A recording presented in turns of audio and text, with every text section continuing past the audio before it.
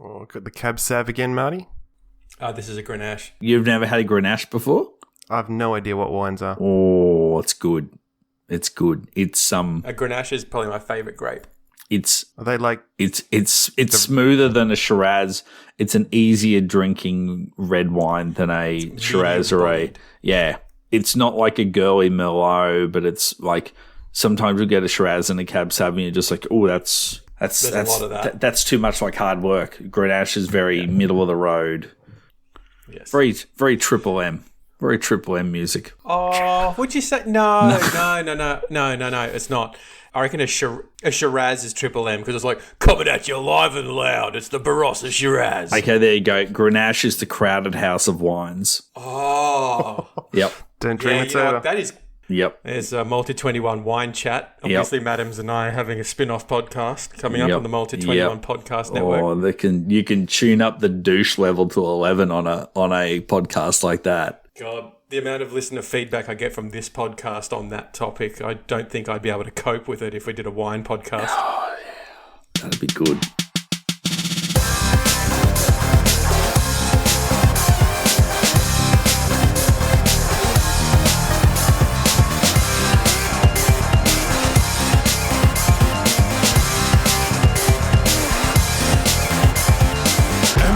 Zero Energy Drink presents the Multi-21 Race Team Podcast, powered by Bang & Performance Rubber and brought to you by Big Tools. Hello and welcome to this week's Multi-21 Race Team Podcast. I'm your host, Marty Kidd. With me this week is Aaron Gilbert and Matt Adams. We are on part 2 of our Formula 1 mid-season review.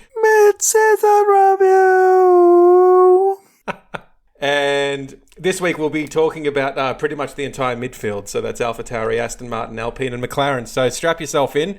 I'm sure it's going to be wild. Matt Adams, how are you this week? Very well. I'm wearing a Canterbury jersey that is 23, 24 years old, so I'm super comfy. But I do have an empty wine glass, so I might run out of steam and jokes at about the 25-minute mark. So once again, another episode where I'm apologising in advance. Aaron Gilbert. Sounds exactly like Scott Long without the apology. I'm well, Marty. Thanks for asking. Hello, listeners. Yeah, and 1 week down until we get back on the road again. But yeah, let's dive into the midfield this week. Ugh. Looking forward to it. Here we go. Matt Adams has got the world's largest grimace on his face right there. So which of the A teams should we start with? Should we start with AlphaTauri, Aston Martin or Alpine? I would say AlphaTauri. Yeah, let's start with fashion. Start with fashion. Okay, so AlphaTauri is a team that is... So it's a manufacturer that is a sponsor that is a sponsor of this... No, it's a subsidiary of the sponsor. If someone who has never watched Formula 1 in their life said, hey, Matt Adams, what is the AlphaTauri team? Because they're not a car maker. It's if Red Bull was a person, it would be the shirt that a Red Bull can would wear. Yeah, it's fairly succinct. Yep. So driving for Red Bull? No, driving for AlphaTauri, we've got Pierre Gasly, former Red Bull driver Pierre Gasly. Red Bull refugee. Red Bull refugee, that's the one. And rookie Yuki Tsunoda, who started the season off with a bang, with excellent qualifying results in Bahrain and came heavily hyped into the season, but underperformed, would we say, since then?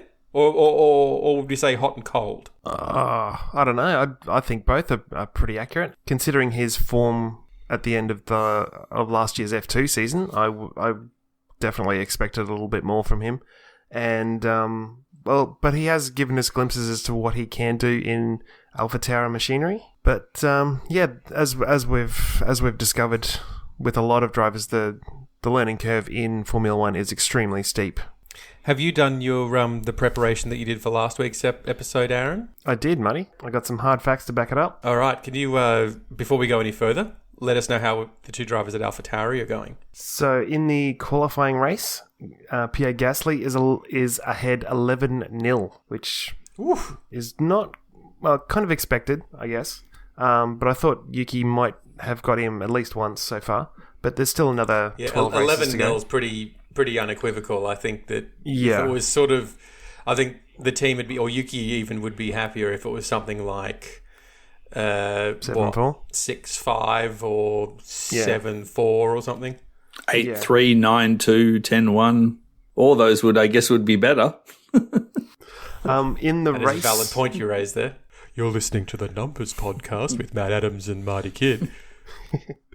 with regards to race performance, Pierre Gasly is ahead 8-3 though, so Yuki's gained a little bit of ground there, and but he is still way behind on points. 50 points to Pierre Gasly and 18 for Yuki. Matt Adams.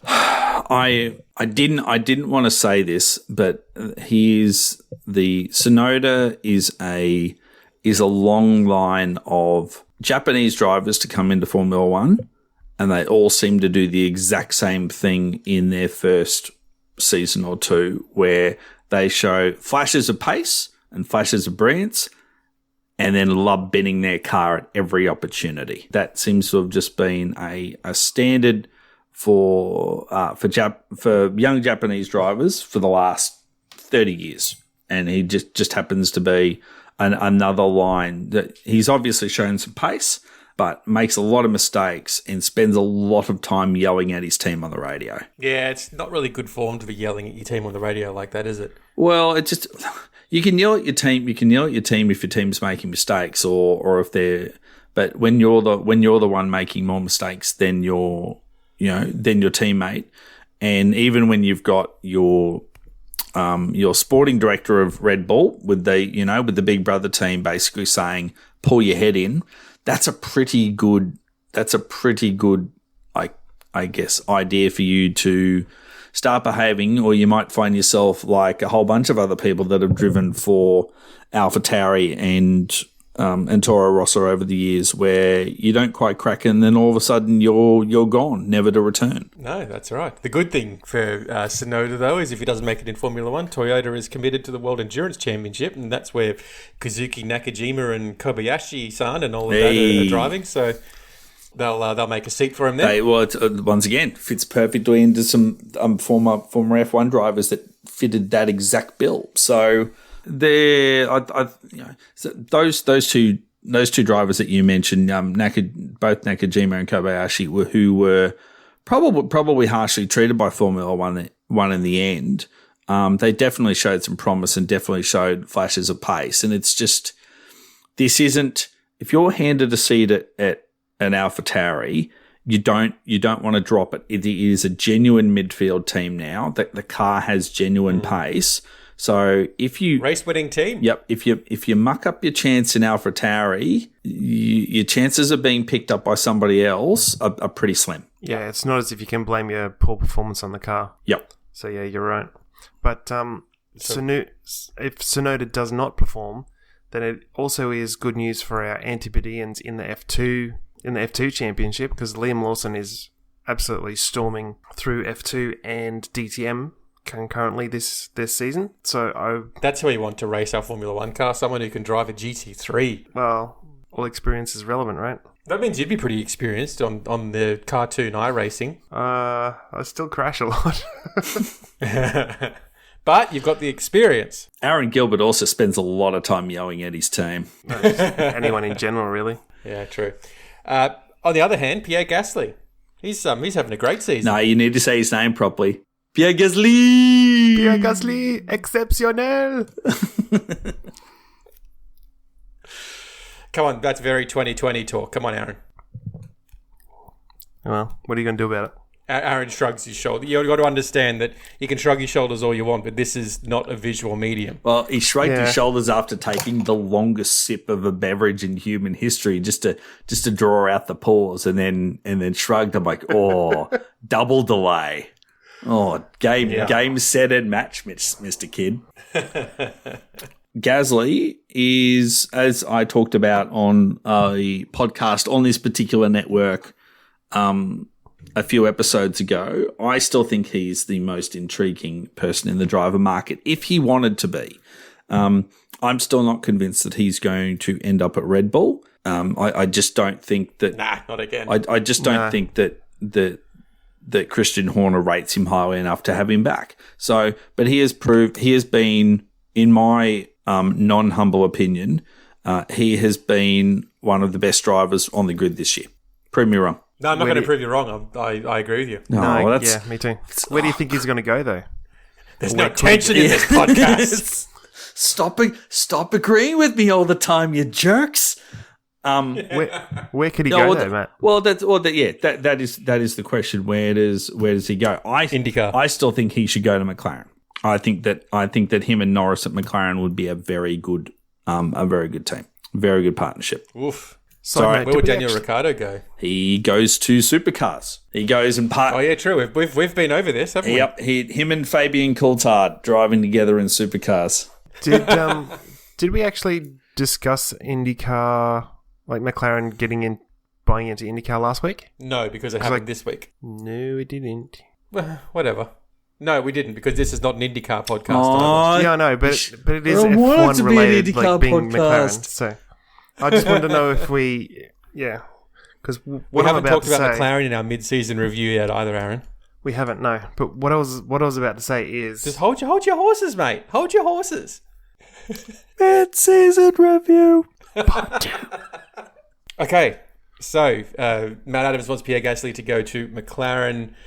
Aaron wants to talk about IndyCar, and I think Pierre Gasly's having a great season. So we're off to a good start. Let's go on to Aston Martin. We have Sebastian Vettel and Lance Stroll. Shall we start with the more anonymous of the two? Lance Stroll. Now, we kind of foreshadowed this a little bit in last week's episode where we were saying that Lance Stroll and Antonio Giovinazzi could team up to have the most anonymous. They'd be even more anonymous than a footwork in 1993. Yep. If Lance Stroll and Giovinazzi are in a team, did they ever drive an F1? Did you actually ever see them on the grid? Exactly. I'm not a Stroll. I'm not a Lance Stroll basher. I think he's kind of proved to be a better driver than what people give him credit for. He's good in a race. But he is still very inconsistent. You know, you're looking at the pole winner in Turkey, but you know, sometimes he finds it difficult to crack Q3. So that being said, once again, I'm going to go out on a limb and say Aston Martin, in terms of a team, has been the biggest disappointment in 2021 so far. In terms of performance between last year and this year, they would be they should be the most disappointed in where they've gone. Well, they have had to create their own car this year, so no, they're too successful. They have too much money. all the extra money from the Mercedes A team is feeding through the Mercedes B team. If by Mercedes A team, Aaron, you mean Lawrence Stroll? No, I meant Toto's team, Mercedes. Yeah, I know that. AMG Petronas. The Mercedes Illuminati, yeah, we all get it, but it's actually Lawrence Stroll's money. Yeah, I know. Is it though? I'm trying to create some tension, you twat. Follow the money, Marty. Since we agree on every single point we're all about to make. Yeah, Lance Stroll. I think that Lance Stroll's certainly earned his place on the Formula One grid. He's had enough stellar drives, I think, in his career to justify his existence there. And I mean, he does cop a bit of unnecessary flack for driving for his dad's team, but I think he can hold his own when he has to. Can I? Oh, here's one for the non F1 week to week watchers, but the people who enjoy Drive to Survive. Is there a driver in Drive to Survive who comes off looking like more of a douche than Lance Stroll? Oh, I haven't watched Drive to Survive, so I can't answer that question. Mazepin surely will. You've never watched Drive to Survive? I watched the first season and I just never got around. I don't know. I don't know how to respond to this. Just this feels very strange. This feels very weird indeed. Look, I've already Formula One has 6,000 races a year. Why would I want to watch another, however many 25 episodes or whatever of Drive to Survive, or 25 hours worth of episodes of Drive to Survive? Yeah, but you get cool camera angles and slow mos and stuff, and you get inside garage footage and interviews with the team managers and principals and stuff. 2 words: Gunther Steiner, my friend. Not to mention insightful journalism from F1, F1's own Will Buxton. Yeah. Is he Sky Sports, BBC? I don't know. F1 journalist Bill Buxton for any insightful, I'm missing out. insightful comment. insightful comments. I feel like he'd be the kind of guy who would turn up to a dinner party with a good bottle of wine. Like something that he'd pulled from his own, like, the cellar at home, not something that he bought at Liquorland around the corner, like 2 minutes from your house. I'll have your $8 bottle of wine, please. Yeah. He's not rocking up with Oyster Bay Sauv Blanc. He's rocking up with something nice that he's put some thought into. That's right. Oyster Bay Sauv Blanc is a junk wine consumed by junk people. You've just alienated half our audience too. I don't think there is a single person who listens to this podcast who would happily drink Oyster Bay Sauv Blanc. They would if it was free. Either way, it's a hangover in a glass. Yeah, and it tastes like fake passion fruit. So, delish. Anyway, save it for the wine podcast. Lance, he's I don't mind him as a driver, but I think he is of all the drivers that have appeared on Drive to Survive. I think it is the show that's done him the most. That's done him reputational damage, because I don't think it's painted him in a good light as a person. I think it's made him look petulant and weird. The only other driver who's probably been hurt more is Danny Kvyat, but that's because they basically refused to put Kvyat in an entire season. Just by no footage, no interviews, no nothing. It was just like he just didn't exist for an entire season of Formula One. Kind of like Kimi last year, right? I think he only had one scene. Maybe 20 seconds total worth. Yeah. Sebastian Vettel. Yeah. Now, suddenly the good guy of F1. He had a shocking season last year. Is this season any better? Definitely. He's the golden boy of F1 right now. No, wrong. There's nothing that because he's picking up trash in grandstands after the race. No. Yeah, there's nothing Seb does that the media just doesn't absolutely love. No. Most overpaid, overrated driver on the grid. Ooh, here we go. Tension, folks. Yep, by a mile. They would be forking out just truckloads of cash, and they are not getting the investment. He got a second in Hungary and got disqualified. Apart from that... That was the team's fault. Yep, apart from that, and apart from being a truly train in Monaco, he's been nowhere.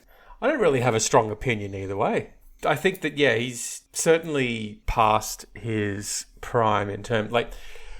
Whatever the case may be, I mean, he's won 4 world championships, and that's great. But I think that I've said this on this podcast several times, and that the mark of a truly great driver is one who can pull more than one manufacturer to the front of the field. You got something to say, Aaron? No, I'm just I've memorized your monologues for the last 3 or 4 times you said it. Very good. Do you want to finish it for me? Alain Prost, Ayrton Senna. I don't know. Jack Brabham, Manuel Fangio, etc., etc. Anyway, on with the podcast. I just don't think that it's a in F1 it's cash versus reward. It's cash versus results. And I just don't think you get it from him anymore. So there's no way he'd be being paid the same as he was at Ferrari though. So I don't think it's such an investment, such an outlay, for his salary as compared to the PR, if nothing else, that he's bringing to the team. Well, I don't know. Does he still, do the German crowd still go absolutely cocoa bananas for Vettel? Probably not. Who else have they got to cheer for? Given that there's no German Grand Prix on the calendar. Yep. And also, do you think if he wore white pants, do you think that he would have more appeal to German audiences? I think that somehow he'd have even less appeal. Yeah. If you have an opinion on Seb Vettel wearing white pants, you should send it through to Scott Long, care of. Yeah. I think the only person that will reply to that will be Scott Long. That's okay. I'm interested, Scott, if you're listening, and I know you're not, I'm sure someone will tell him. Interested to know whether you think Seb Vettel should wear white pants or not. Do you think that would make him a more likeable human being? Should we actually just run through the numbers for Aston Martin? Yes, I think we should. Sure, why not? Before we move on? Okay. So Seb Vettel leads the qualifying race 7-4 over Stroll. Stroll actually does lead the race results, though, 6-5. But considering Vettel's kind of bad luck in races with DNFs and disqualifications, that's probably not such a big surprise. And first lap spins and... But Seb is ahead on points 30-18. So the race results So when he's finished big. He's gotten big How many results. points do you score for a fifth place these days? Fifth place is 25, 18, 10 points? 15, 12, 10. Yeah. Okay, so 1/3 of his points he got in one race.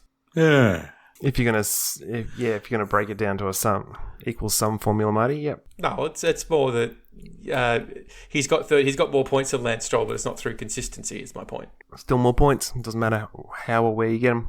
More points equals more money. There have been some drivers. Once again, we're getting to go back through the ages. There have been some drivers in Formula One where basically their only points for an entire season was a win. So Michele Alboreto got 10 points in 1983. 9 of those came in a winning Monaco in a Tyrrell. Pastor Maldonado. In a horribly unattractive Tyrrell. Actually, there's a thing for you. In historical manufacturers that make ugly cars, Tyrrell number 1. Never been a pretty Tyrrell. That 6-wheeled abomination. Jesus Christ. Yep, never been a pretty Tyrrell. Marty's like, don't know what to say about that. Ugly cars don't go fast. Pretty cars don't go fast though. So if Tyrrell makes ugly cars, why haven't they done better? Oh, that's a good question. That's a juxtaposition for you. Oh, let me go away and drink a lot of wine, and I'll come back with an answer for that for next week. I think that the only person who could answer that question is Scott Long. Too bad he's not on the podcast this week. I'll write to him. I'll write a letter to him. Matt Adams, what do you believe is the most attractive car on the grid this year? You know the answer. It's a beautiful car. It is. The Alpine is a beautiful car. It is. For those who have been listening, I do have a love affair with the Ligier car because I thought it was a particularly pretty blue, and it's a shame that it no longer exists. And also because I think that Bic Pens should return as a sponsor on the Formula One grid. I was going to say, Matt, are you a fan of the Gitain blue or the Galois blue? Galois. Oh, the Galois. Hang on, that was Prost. That was when Prost took over the Ligier team. I'm happy. That was a that's proper right. good blue. That was nice. Proper blue. Well, Alpine blue is a good blue. Is that blue not the French national racing colour in the same way that we've got British racing green and German silver and all of that? I don't know. James. I think that might be something for fact-checking Santa in the background. Nitpicking shit can correct us on that one. I don't know. So let's talk about the drivers. Give us the rundown of the Alpine drivers. First up this time, Aaron. So we've got Fernando Alonso and Esteban Ocon racing for Alpine. Alonso is ahead 6-5 in qualifying performance, but flip that around for race results. Ocon is ahead 6-5, so very, very tight. And that continues actually with the points because Ocon has 39 points and Alonso has 38. Interesting then, because Ocon has 25 of his points off the result of the Hungarian Grand Prix. Yeah, and how much a percentage is that, Marty? I don't know. But the point is that Alonso is clearly the more consistent of the two. But I want to know what the percentage is. Do it yourself. Going back to Drive to Survive, not because I'm trying to cut Marty out of it, but you should definitely, while I'm chatting Marty, you should start watching Drive to Survive while I chat. Ocon, I think, did a very good job of making him look like this scrappy boy, come good, and he's got, this like kind of messed up teeth that haven't been fixed up yet, and he's just such a good guy, and and Formula One had been a bit harsh to him. So done a very good job to get back into Formula One, and also great to see him have a win. I don't think he's blown. I don't think either last year or this year he's particularly blown people off the park. I didn't think he was great at Renault last year, and I didn't think he'd been great at Alpine this year until then, boom, out of nowhere, it wins a race. So not going to hate him for that. But you take that win out, and you go, it hadn't been it hasn't been a great season from him. No, in all of the other races, he's only got 14 points? Yep. So, you take the win out and it's pretty ordinary, but win's a win. Absolutely. Yeah, look, you got to take it when the opportunity comes up, which to his credit, he did.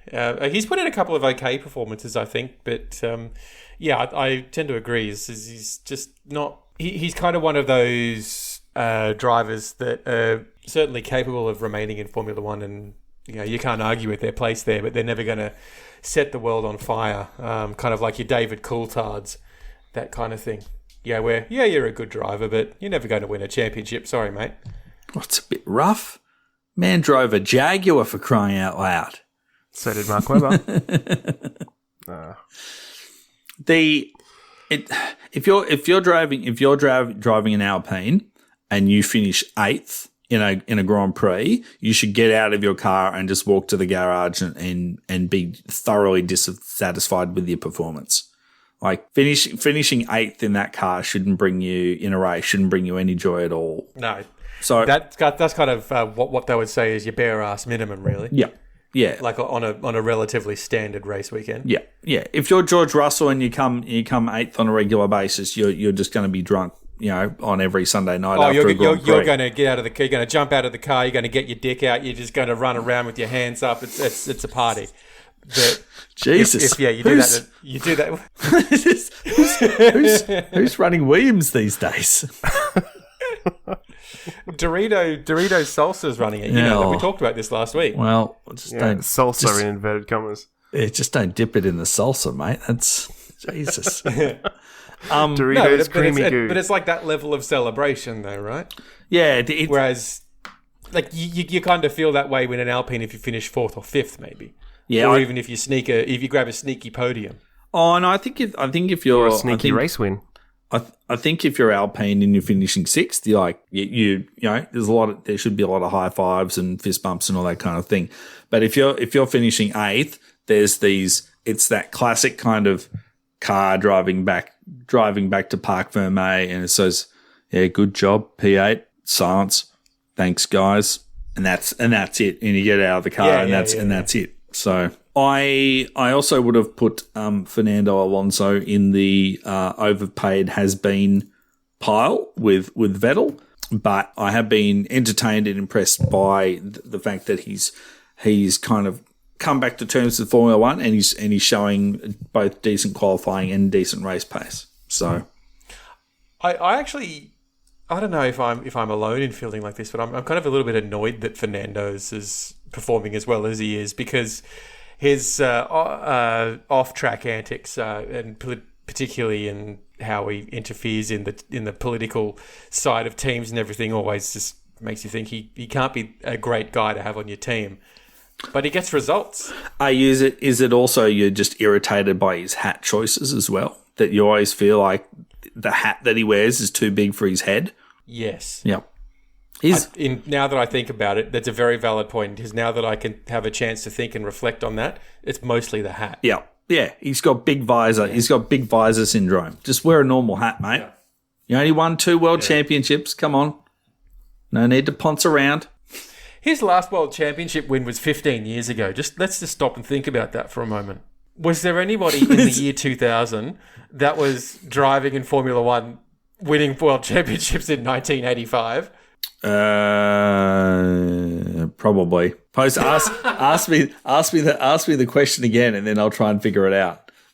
To put it into perspective, in the year 2000, was anybody still driving in Formula One who had been participating in the 1985 season, winning races and championships? I'm going to say no. No. I'm going to say no as well. No. So just to put it into perspective, and the fact that Fernando Alonso is still in Formula One, still getting decent results for a midfield team. There's people that I would want to be driving a Formula One car that long purely because they'd be like in their early 50s by that stage. Or Nigel Mansell driving a Formula One car in like the early 2000s. So basically just being like this monstrously overweight, cranky Brit guy going, can't fit into my car. It's either Nigel Mansell or Alan Jones. That is definitely some of the great all-time excuses for failing as an F1 driver in your comeback. I'm just too fat to fit in the car, mate. Sorry. That was Nigel Mansell missed the first few races of 95 when he went to McLaren for that reason. Yep. Yeah, I think they call that a Muppet move. Not on his part. Yep. That's a massive mistake by a team. Like to be like, you know what the driver's dimensions are. Like it's not like yes, you generally size them up when you're building your car. Right? Unless he's been in a really good paddock and like you wanders back, just mate, what the f happened to you? Jeez. But to be fair though, from what I've heard about From what I've heard about Nigel Mansell and his approach to racing, though, is that his approach was that he'd get in his private helicopter and go off and spend 3 weeks on a golf course and come back and hope the car was ready. That sounds awesome. I want to do that. I know. So perhaps, maybe it's not entirely McLaren's fault. No, that sounds like perfect race prep. You know, he's just letting race engineers and the F1 guys, you know, just do their thing. He's not micromanaging. He's not doing Seb Vettel 4-hour debriefs after a race. Just the multi-21 school of racing for sure. Yeah, that's it. We're solving all of the 26-year-old Formula One issues on this podcast. Yep. Let's move on. Do we have anything more to say on Alpine now that we've talked about Nigel Mansell? It's a nice car for some reason. Pretty car. I think they'd be happy with their season so far. I think compared to last year, actually compared to their previous couple of years, I know they ended up finishing third. Was that last year? Did they finish third or fourth in constructors last year, or am I? Yeah, because they got a handful of podiums last year. Because Danny Rick got a couple and Ocon got a couple. I know. I just feel like the team is a little bit more. It doesn't have outright race pace, no, but it's a more consistent car. It seems to be more consistent across a variety of circuits. Yeah, it just shows up at the back end of Q3. At least one of them generally shows up at the back end of Q3, and one of them will finish in the points at least. Yep, and you can build the season from that. Like would keep your masters back in the corporate office at bay. Yeah. All right, let's move on to the last of our teams we're going to talk about in this episode, McLaren. So this is, again, we need Scott Long here for this one. Mostly because he'll go, oh, Daniel Ricciardo, does he still race in Formula One? Haha, and it's all very funny. Aaron, what's the breakdown of the McLaren drivers? Probably no surprise to anyone, but Lando Norris is... Why? We haven't talked about it at all on this podcast before, have we? We haven't talked about McLaren? No, probably not. But we maybe mentioned in passing once or twice. Maybe? Yeah, possibly. Well, this is probably a total surprise to everyone then. But Danny Rick is being out-qualified 3-8 by Lando Norris. Also, in his race results, Lando has outscored Dan 9-2. And yeah, probably no surprise that Lando is 113 points in the Drivers' Championship to Danny's 50. I was really kind of hoping you were going to say 5, and I'd be like, what the hell? Said 5 10th places. It seems like he... Lando's third overall in the Drivers' Championship, is he not? He is, yeah. Has been for a while. Quite a while now. Yeah. So, yeah. So let's talk about Lando first. Certainly my surprise package of the year. Absolutely not someone who I had expected to be pulling results out for McLaren, definitely. But he has won a fan. Like, his drives have been superb. So you've stopped watching his Twitch stream and actually started watching him on Formula One races? I never watched his Twitch stream. I just saw a clip. The first thing I saw of Lando Norris was a clip of him. But we've been over that before. But you can watch Dan Ticktum's. Can I ask you a question? Oh, that would just fill me with rage, Marty. Sorry. Yeah, Matt? What the hell? What the hell is Twitch? It's a thing that kids are doing these days where they like play games and then other people watch them and send them money for it, I think. Would you like to give the listeners the address for your Twitch stream, Aaron? No. No, because it's none of their business. That's why. If there was any content on it, I would, but I haven't done that for ages. Or if there was a way to send you iRacing credits, then you would do it, right? Oh, by all means. Like, iRacing gift cards. Yeah. send me iRacing gift cards via the any one of the socials that Marty will read out at the end of every episode. Well, it's either that or you can just start randomly DMing strangers on Instagram. Yeah, that requires... Say that you'll send them photos in exchange for iRacing gift cards. For those at home, yes, if you're wondering, yes, Aaron is a good-looking rooster. Unsolicited compliment hour. if you're into septuagenarians, yeah. Hey, he's got two functional hips. Leave him alone. Yeah. If septuagenarians can make a nude calendar... I was just really happy with the way you said the word nude there for a second. Yep. Nude. like we were watching a Carry-On movie for a second there. I do agree. Like Nando Nando Loris, which I think is a much better name. He makes some tasty, right. tasty chicken. Yeah, he's like a more successful George Russell at the moment in terms of, and it's not just a nationality thing. It's he's driving at 10 tenths. He's obviously enjoying it. He's pumped up. He gets the team pumped up. And yeah, he's just driving the socks off it at the moment and making his teammate look pretty ordinary. Mm. The McLaren is a good car, but I didn't think it was that good. We'll probably touch on this when we talk about Daniel Ricciardo shortly, but I think the one thing for me that I would find interesting is how Lando would go if he was in another car, and the reason for that is because we know that Daniel Ricciardo could drive the Red Bull pretty quick. He could drive the Renault quicker than his teammate, which is really the ultimate marker of success, and he could... With the Red Bull, he was keeping up most of the time with Max Verstappen to a reasonable degree, but he's really struggling with the McLaren. So, that is what it is. But Lando, we've only ever seen in a McLaren. If he was to jump into, say, a Red Bull or another car that would drive sort of dramatically different to the McLaren, would he still be as quick? We can't answer that. We can speculate, but we can't actually answer that question because we've never seen it. That's the only question I would have for Lando, but that's not to take away anything from his performance so far this year. With Mr. Ricciardo, we've given him a bit of Ricciardo bashing, and we do want him to succeed, but he's kind of you're halfway through a season. He's getting towed by his teammate. You haven't heard him come out and have a whinge about McLaren's not backing me, or they've deliberately not built a car that suits my that doesn't suit my driving ability like other drivers might do.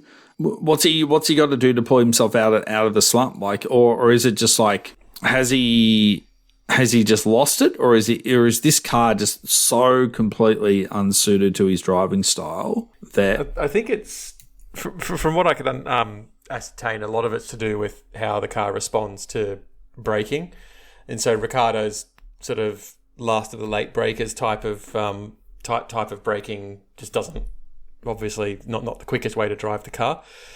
So I think that the teams and Andreas Seidl seems to be very, very supportive of Ricciardo. I think Ricciardo himself is... I don't want to see him get him down, because McLaren have pretty much carried over last year's car, which Daniel Ricciardo would have had absolutely no input into building. So you can kind of let it slide to a certain extent that, sure, you've got a car that doesn't suit your driving style. If next year's car comes along that he would have been heavily involved in the development of, and he still can't drive it as quick as Lando, there's your real indicator that he shouldn't be in F1 anymore. If he, all of a sudden, he's on the pace, he keeps up with Lando or even beats Lando, then we can kind of write this season off as perhaps a blip. I think we can write this off as a learning experience for Dan, because, as you say, he's coming into a brand new... Whatever you want to call it. Yeah, he's coming into a brand new team. Like you say, he has zero input with the making of this year's car, the same way he had because don't forget he was on gardening leave from Renault until I think the 1st of January. So Yeah, like he had a... This year's car would have been practically finished by then. Yeah, exactly. Like he had a poor season his first year in Renault as well. And everyone was kind of, why did we spend $49 million on this guy? He still beat the piss out of his teammate. True, but like compared to what we could have thought Dan would have done in Renault, it wasn't up to expectations, but he built on that and he did a stellar job in the next season. So I would expect that he will do exactly that in maybe even in the second half of the season when he learns more about the car and next season. And I think adapting one's driving style is not a simple and easy thing to do. That takes a lot of practice, a lot of hours in the simulator and in the car, and it's not a linear progression either. It's fits and starts, and all of a sudden he'll just get something. And we saw that with his results in the second half of the first half of the season. Like he got further up in qualifying, he got further up in the races. He was on track for a probably really, really good result in Hungary if he wasn't taken out. No, that's true. This isn't like a scenario like, what's a good example? When Alex Zanardi came back to Formula One. Back when in he the came, days. Yes, back in the late 90s, you see, when men were men and cigarettes were still okay on the side of a car. He went and won an IndyCar championship, then came back and was woeful, awful in the Williams. Like Frentzen made him look very silly. In fact, I don't think he scored. I actually don't think he scored a point in the year that he came back. And Frentzen was that 99 Williams was not a great car, but Frentzen made him look like a rookie that shouldn't have been in Formula One. This is not what's existing now between Norris and Ricciardo. So I think he's got enough F1 currency to get him through to his second year of his contract. But if it did continue, you could potentially end up with a scenario where, where you see a driver ditch towards the end of a season. No, there's only one team that does that. Sauber. Everyone else honours their agreements and sees the season through. And that is so many dramatic pauses on this podcast. I'm just like, you gonna, who is it? Tell me who it is. Tell me. I think is it Tyrrell? It's Tyrrell. It's Tyrrell, right? It's Tyrrell. Is it Tyrrell? Sure, why not? Let's go with Tyrrell. So Daniel Ricciardo, second half of the year, I think will be mostly damage minimisation rather than anything else. I mean, his best aim would be to finish the season by qualifying, maybe 2-3 tenths behind Lando instead of a full second like it is at the moment. So that would be a sign of progress. And then jumping out next year, hopefully with a car that better suits his style and can match or even beat his really highly regarded teammate. That's it for the teams we're covering on the mid-season review. Matt Adams, in our pre-show meeting, the pre-show production meeting, you had an idea of something we should talk about. Ah, yes. So the topic of tonight, what an old guy thinks about stuff, is name me a driver that you wanted to succeed more than they did. In terms of like someone who you just like, oh geez, I just can't help but like this particular driver, and they just never quite cracked it at Formula One. That's an easy question for me. It's 100% Nico Hülkenberg. Go on. Well, as a junior, like the junior formula, he absolutely killed it. Like with championships, podiums, he single-handedly won the A1 Grand Prix season for Team Germany in 2005, I think it was. Probably even earlier than that. But yeah, apart from like that one pole position that he got for Williams in maybe his first or second season, just 2010 Brazil. Yeah, for some reason, just unable to get near the podium, which for me was a real shame and a constant source of amusement for Marty and Scott. I Mm. really felt like he should have done better in Formula One. But that's nothing against like his. And that's just how F1 works. Like you can have all the talent in the world, and just sometimes it just doesn't work out for you. Martin? Guido van der Garde. Did you want him to win his his legal battle and race an extra season for Caterham?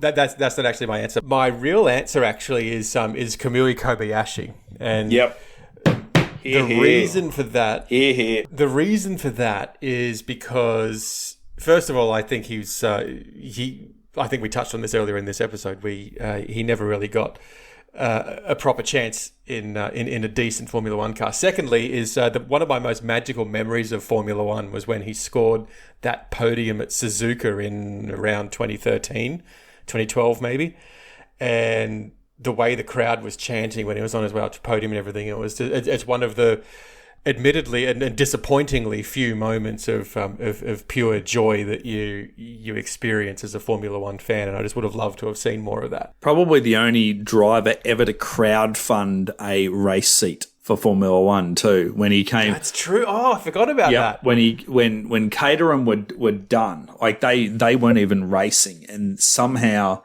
Kobayashi was able to scrape together enough cash by basically people giving him money to get one last drive. Yeah, because they were auctioning off all sorts of parts. Yep. Yeah. Yeah. What an achievement that is. Yeah. I see you cleaning Grandstead, Seb Vettel, and I raised you. Yep. Beat that, Seb. No, that's a good one. Yeah, because he was a very good driver, and there was also, of all those 2010 teams that came in that disappeared almost as quickly as they arrived, Caterham was probably was kind of the sentimental favourite of everybody. You know, the kind of wacky car manufacturer. You know, with a good, great colour scheme. And very good. Very, very good drive. Trulli and Kovalainen is a pair of drivers for a debut team. Mm. So, and it just didn't. In those years, yeah. Yep, and it just got away from them in the end. So no. And it ended up being Marussia Manor who scored the first point or the one and only point, wasn't it? Because it was Jules Bianchi in Monaco in 2014. Yep. Anyway, I'm impressed. That was a good one. That was a good one. Okay, so what's yours? What's yours, old man Adams? Well, I'm not going too far back because that would be deep dive, and even I would lose interest in it. Olivier Panis is mine. Oh. So yes. Hey, look, he won a Grand Prix. What more do you want? He did win a Grand Prix. But he had to finish in front of only two other cars that were still running. It doesn't matter. It's Yep. So in 1997, he was coming second in the World Championship, and then broke his leg, I believe, at Silverstone, for a crash that was not his fault. Montreal. Oh, sorry, I stand corrected. Montreal. And if he missed half the season. If he had continued, that Prost was a seriously good car. If he'd continued the way it had gone, he could have. Prost could have had a much better season than they ended up having, and he could have potentially ended up being poached by another team. Problem is they didn't. They ended up finishing in the midfield and then produced one of the worst cars of the late 90s. That 1998 and 1999 Prosts were terrible cars, horribly uncompetitive, and it just kind of got away from him. And yes, he was able to rebuild his reputation as McLaren's test driver and then got a seat back at Toyota. But I remember I always thought that he was a seriously good steerer and just was in A was in an accident that was not his fault, and B, it just kind of spiraled on him. So I don't think with that you could ever go, it was an unfulfilled talent. But it just happened to be that you would probably look back and go, I'm surprised that he didn't do quite as well as you thought he might. I'm curious to know what your really all the way far back boring answer would have been. Oh, Patrick Tombe, easily. Patrick All right, Tombe. can you fill the... You have 20 seconds. Fill the listener in on why you would choose Patrick Tombe. Seriously good driver. Very likable.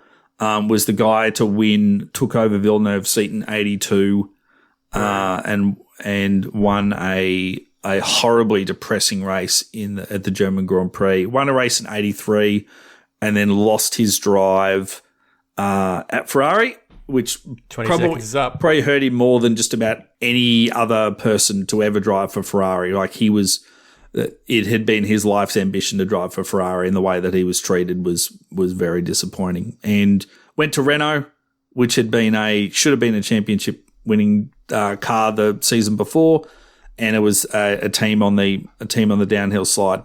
He was just never quite in the right car at the right time. The good thing about Patrick Tombe is, though, he will forever live in Formula One highlights clips of for that flip he had at Monaco in, 85-ish, And down at Mirabeau. And he drove a Ligier that was completely destroyed, and you see him hop away from a car, like with a broken leg, and you see him just like hopping away with basically half of his Ligier missing. Where was that? I believe it was in South Africa, 1981. I don't remember that one.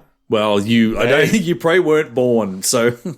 No, the YouTube exists, and so do Aaron and I were in our late 30s at that stage, so him and I remember vividly. Okay, fair enough. Hey, let's leave it at that for this week. We are the Multi21 Race Team. You can find us on Facebook. Just search for the Multi21 Race Team. We're on Twitter at Multi21 Race Team. We're on Instagram at M21 Race Team. Still looking out for a social media manager because we're not posting much, but we're there. So send your applications to scottalong@gmail.com with the subject line, I'm better than you. We'll be back next week to continue our mid-season review. I've already done it twice this episode, but mid-season review. And that's because we don't have any real content. Yep, that's fair. Yeah. That's fair. So until next week, I'm Marty Kidd. I am Matt Adams. And I'm Aaron Gilbert.